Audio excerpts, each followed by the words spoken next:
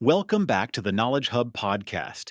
If you've ever budgeted for a major software rollout, you know the feeling of aiming at a moving target. And when it comes to an ERP or enterprise resource planning system, over 31% of companies report going over budget. Why does this happen? It's because buying an ERP isn't like buying a product off the shelf. Your initial $60,000 plan can easily become a $95,000 reality once you factor in all the moving parts. The total cost can swing by as much as 40% between companies of the same size. So today, we're pulling back the curtain on what really goes into a Microsoft Dynamics 365 Business Central implementation and where the hidden costs are hiding. First, let's look at the most commonplace companies underestimate costs: licensing. Microsoft prices the system by user type, and it's not one size fits all. You have to build your monthly spend around how your team actually works. For your core operations, finance, sales, and inventory, you might use the Essentials license at $80 per user per month. But if your business runs a factory or has a service department, you'll need the premium license, which jumps to $110. The real savings, however, come from identifying occasional users. An executive who just needs to approve a purchase order doesn't need full access.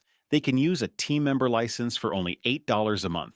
Getting this mix of user types right from the start is crucial for controlling your long-term spending. Now, here's the part that surprises most leaders.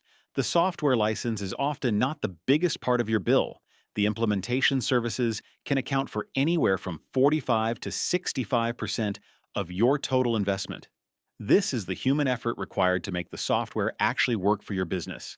It starts with business analysis, where consultants map out your current workflows and figure out where the gaps are. Then comes one of the most critical and often underestimated tasks: data migration. Moving years of customer, vendor, and product data from messy spreadsheets or old systems is a massive undertaking. If that data isn't clean, the cost to cleanse and map it can pile up quickly. Within those services, it's also vital to understand the difference between configuration and customization. Configuration means using Business Central's built-in tools to fit your processes. It's the most cost-effective approach. Customization is when you need a developer to write new code for a unique feature. This is where budgets can really get out of control. That's why defining your project scope is so important. Deciding on your must-have features for day one versus your nice-to-have features for a later phase is one of the best ways to keep your project on track. Without that clarity, you can easily become one of the 35% of companies that expand their scope mid-project, leading to delays and budget overruns. Ultimately, a successful ERP rollout isn't about finding the cheapest software, but about investing in a clear and realistic plan from day one.